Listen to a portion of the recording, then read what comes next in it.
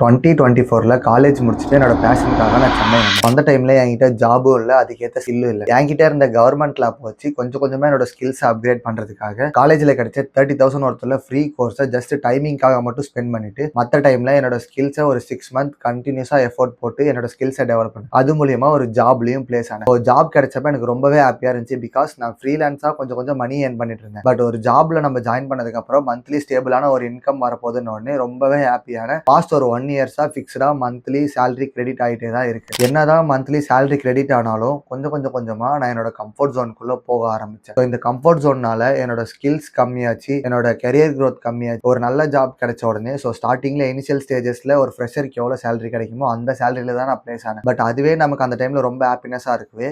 அதை அடாப்ட் பண்றதுக்கே ஒரு 6 மந்த் கண்டினியூஸா அப்படியே போயிடுச்சு. நெக்ஸ்ட் 6 மந்த் கொஞ்சமா ஆஃபீஸ் கல்ச்சர்ல அடாப்ட் ஆகி நான் என்னோட கம்ஃபர்ட் ஜோனுக்குள்ள ரொம்பவே போக ஆரம்பிச்சேன். என்னோட கம்ஃபர்ட் ஜோன்னால என்னோட மென்டல் ஸ்ட்ரெஸ் அஃபெக்ட் ஆச்சு, என்னோட ஸ்கில் கம்மியாச்சு, கரியர் லெவல் கம்மியாச்சு, என்னோட க்ரோத் லெவல் கம்மியாச்சு. இப்படி நான் நிறைய விஷயத்துல நிறைய ஃபெயிலியர்ஸை ஃபேஸ் பண்ணேன். இந்த சேனல்ல நான் 4 டைம் செல்ஃப் டெவலப்மெண்ட் கண்டென்ட்னு சொல்லிட்டு அந்த ஜாப் இல்லாத டைம்ல 6 மந்த் நான் போடணும்னு நினைச்சு 4 டைம் ஃபெயில் ஆயிருக்கேன். என்னோட கம்ஃபர்ட் ஜோன்னால மத்தவங்க என்ன நினைச்சிருவாங்கன்னு சொல்லிட்டு நிறைய விஷயத்த ட்ரை பண்ணாமலே ஃபெயில் ஆயிருக்கு. நான் ட்ரை பண்ணி ஃபெயில் ஆனதோட ட்ரை பண்ணாமலே நிறைய விஷயத்த ஃபெயில் ஆயிருக்கேன். அதுக்காக தான் இந்த சேனலை நான் திரும்பவும் ஸ்டார்ட் பண்ணியிருக்கேன். இந்த சேனல்ல என்னோட லைஃப் லெசன்ஸை நான் டாக்குமெண்ட்டும் பண்ணிட்டு இருக்கேன். என்னோட கம்ஃபர்ட் ஜோன்னால நான் நிறைய விஷயத்த லூஸ் பண்ணியிருக்கேன்றது இப்போதான் நான் கொஞ்சமா ரியலைஸ் பண்ணிட்டு இருக்கேன். அதுல முக்கியமா என்னோட பாடி வெயிட் போட ஸ்டார்ட் ஆச்சு.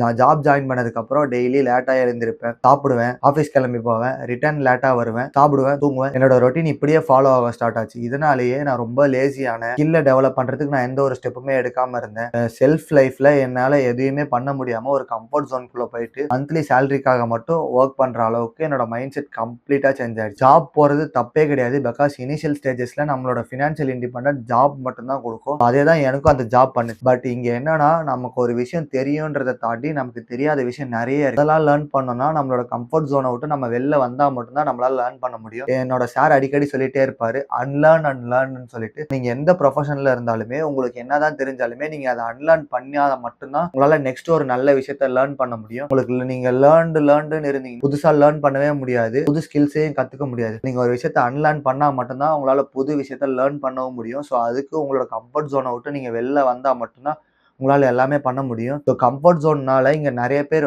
நமக்கு பிடிச்ச விஷயத்த பண்ண முடியாமலும் இருக்காங்க. பிகாஸ் யாராச்சும் ஏதாவது சொல்லிடுவாங்களோ. நம்மளோட கம்ஃபர்ட் ஜோனை விட்டு நம்ம வெளில பிரேக் டவுன் பண்றப்ப நம்மளோட கரியர் க்ரோத் டெவலப் ஆகும், நம்மளோட ஸ்கில்ஸை டெவலப் பண்ணலாம், நம்ம நிறைய விஷயத்த ட்ரை பண்ண புதுசா ட்ரை பண்ணலாம். பட் ஆனால் நம்ம கம்ஃபர்ட் ஜோன்னால நம்மளை சுற்றி இருக்கிறவங்க எல்லாருமே என்ன சொல்லிடுவாங்கன்னு நினச்சிக்கிட்டு நம்மளோட லைஃப்பை நம்மளே கம்ஃபர்ட் ஜோனுக்குள்ளே போட்டு நம்மளோட கெரியர் growth ரொம்பவே ஸ்லோ டவுன் பண்ணிட்டு இருக்கோம். இந்த கம்ஃபர்ட் ஜோனை விட்டு நீங்கள் வெளியில் வர ஸ்டார்ட் பண்ணீங்கனாலே உங்களோட லைஃப்பில் நெக்ஸ்ட் ஸ்டெப்பு போகிறதுக்கு கண்டிப்பாக ரொம்பவே யூஸ்ஃபுல்லாக இருக்கும். நான் என்னோட லைஃப்பில் நெக்ஸ்ட் ஸ்டெப்பு போகிறதுக்காக மட்டும்தான் இந்த கம்ஃபர்ட் ஜோனை விட்டு வெளில வந்து இந்த கண்டென்ட் கிரியேஷனை திரும்ப ஸ்க்ராட்ச்ல இருந்து பில்ட் பண்ண ஸ்டார்ட் பண்ணியிருக்கேன். நீங்களும் உங்களோட கம்ஃபர்ட் ஜோனை விட்டு வெளில வரணும்னு நினச்சிங்கன்னா இப்போவே அதுக்கான ஸ்டெப் எடுங்க. எந்த ப்ரொஃபஷனில் இருந்தாலும் சரி, உங்களுக்கு பிடிச்ச விஷயத்த ட்ரை பண்ணுங்க. உங்களுக்கு தெரிஞ்ச விஷயத்துல அன்லேர்ன் பண்ணிட்டு திரும்ப ஸ்கிராச்ல இருந்து லேர்ன் பண்ண ஸ்டார்ட் பண்ணுங்க. பிகாஸ் இந்த ஏஐ வேர்ல்டுல நிறைய டெக்னாலஜிஸ் டெவலப் ஆகிட்டே இருக்கு. எல்லா ப்ரொஃபஷன்லயுமே நமக்கு up to data current trends நிறைய சேஞ்ச் ஆகிட்டே இருக்கு. நம்மளோட ஸ்கில்ஸை நம்ம டெவலப் பண்ணா மட்டும்தான் நம்மளோட காம்படிட்டரை தாண்டி நம்ம யூனிக்கா நம்மளால ஸ்டாண்ட் அவுட் பண்ண முடியும். அதுக்காக உங்களோட கம்ஃபர்ட் ஜோனை விட்டு உங்களோட கம்யூனிகேஷன்ல இருந்து எல்லா ஸ்கில்லையும் டெவலப் பண்ணா மட்டும்தான் உங்களால நெக்ஸ்ட் பொசிஷனுக்கு உங்களால போகவும் முடியும்.